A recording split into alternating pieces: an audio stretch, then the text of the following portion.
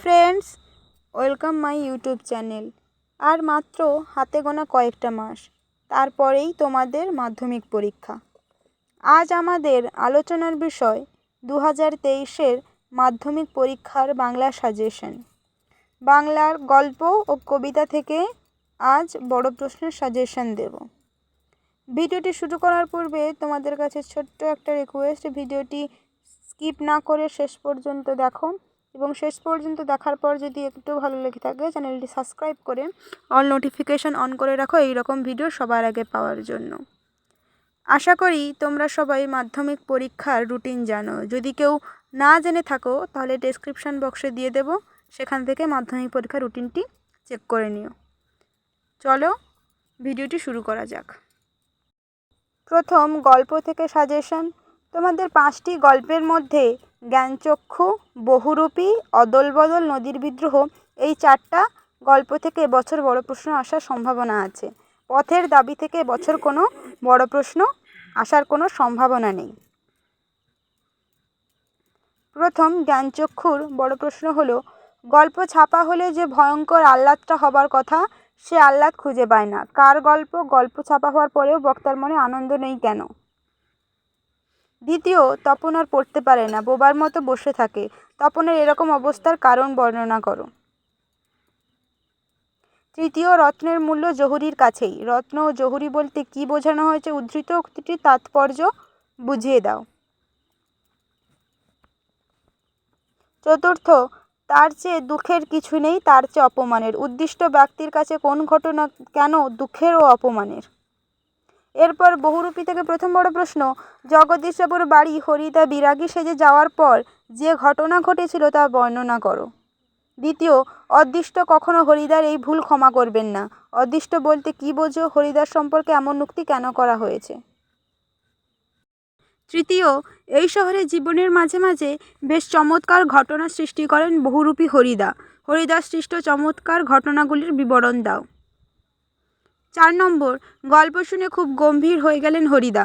কোন গল্পের কথা বলা হয়েছে? গল্প শুনে হরিদার গম্ভীর হয়ে যাওয়ার কারণ বিশ্লেষণ করো। অদল বদল থেকে প্রথম বড় প্রশ্ন, অমৃত সত্যিই তার বাবা মাকে খুব জ্বালিয়েছিল। অমৃত কিভাবে বাবা মাকে জ্বালাতন করেছিল? অবশেষে অমৃতের মা কি করেছিলেন? দ্বিতীয়, হাত ধরাধরি করে অমৃত ঈশাব ওদের কাছে এলো। ওদের বলতে কাদের বোঝানো হচ্ছে? অমৃত ঈশাবের পরিচয় দাও। তৃতীয়, অমৃতের অত জোর দিয়ে বলার কারণ ছিল। অমৃত কাকে কি বলেছিল? অমৃতের অত জোর দিয়ে বলার কারণ কি ছিল? চতুর্থ, ও আমাকে শিখিয়েছে খাঁটি জিনিস কাকে বলে। খাঁটি জিনিস বলতে কি বোঝানো হয়েছে? তাকে কাকে কিভাবে শিখিয়েছে? এরপর নদীর বিদ্রোহ থেকে প্রথম বড় প্রশ্ন, নদীর বিদ্রোহের কারণ সে বুঝতে পারিয়েছে। নদীর বিদ্রোহের কারণ কি ছিল? সে কিভাবে তা বুঝতে পেরেছিল? দ্বিতীয়, নিজের এই পাগলামিতে যেন আনন্দই উপভোগ করে। কার পাগলামির কথা বলা হয়েছে? গল্প অনুসরণে উদ্দিষ্ট ব্যক্তির পাগলামির পরিচয় দাও।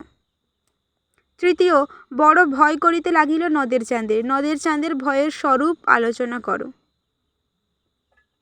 চতুর্থ, নদের চাঁদের চরিত্রটি আলোচনা করো। এবছর যে কবিতা থেকে বড় প্রশ্ন আসার সম্ভাবনা আছে সেগুলি হলো, অসুখী একজন, আয় আরও বেঁধে বেঁধে থাকি, আফ্রিকা, সিন্ধুর তীরে অস্ত্রের বিরুদ্ধে গান ও অভিষেক। প্রথম, অসুখী একজন থেকে প্রথম বড় প্রশ্ন, তারা আর স্বপ্ন দেখতে পারল না। উদ্ধৃত অংশটির তাৎপর্য বিশ্লেষণ করো। দ্বিতীয়, আমি তাকে ছেড়ে দিলাম। কোন কবিতার অংশ? আমি কে? তার ছেড়ে আসা তাৎপর্য ব্যাখ্যা করো। তৃতীয়, আর সেই মেয়েটি আমার অপেক্ষায়। পাঠ্য অসুখী একজন কবিতা অবলম্বনে উদ্ধৃত অংশটির তাৎপর্য আলোচনা করো। আয় আরও বেঁধে বেঁধে থাকি থেকে প্রথম বড় প্রশ্ন, আমাদের শিশুদের সব ছড়ানো রয়েছে কাছে দূরে। উদ্ধৃত অংশটির তাৎপর্য লেখো। দ্বিতীয়, আমরা ভিখারি 12 মাস। আমরা বলতে কাদের বোঝানো হয়েছে? তারা নিজেদের সর্বদা ভিখারি বলে মনে করেছেন কেন? তৃতীয়, আমাদের ইতিহাস নেই। কাদের কেন ইতিহাস নেই? এই মন্তব্যের মধ্যে দিয়ে সভ্যতার কোন কলঙ্কিত ইতিহাসকে বোঝাতে চাওয়া হয়েছে? আফ্রিকা থেকে প্রথম বড় প্রশ্ন, এলো ওরা লোহার হাতকড়ি নিয়ে। ওরা কারা? পঙ্গক্তিটির তাৎপর্য বিশ্লেষণ করো। দ্বিতীয়, হায় ছায়াবৃত্তা। ছায়াবৃত্তা কে? তাকে ছায়াবৃত্তা বলার কারণ কি? তৃতীয়, চিরচিহ্ন দিয়ে গেল তোমার অপমানিত ইতিহাসে, তাৎপর্য ব্যাখ্যা করো। এরপর অস্ত্রের বিরুদ্ধে গান থেকে প্রথম বড় প্রশ্ন, অস্ত্রের বিরুদ্ধে গান কবিতায় কবি অস্ত্র ফেলতে বলেছেন কেন? অস্ত্র পায়ে রাখার মর্মার্থ কী?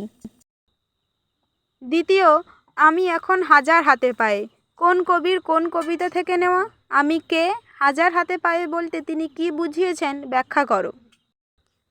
অভিষেক থেকে প্রথম বড় প্রশ্ন, অভিষেক কবিতাটি কোথা থেকে গৃহীত? কবিতাটির নামকরণের সার্থকতা বিচার করো। দ্বিতীয়, রত্নাকর রত্নোত্তমা ইন্দিরা সুন্দরী উত্তরীলা, ইন্দিরা সুন্দরী কে? তার উত্তরটি কী ছিল? উত্তরে মেঘনাদের প্রতিক্রিয়া কী ছিল?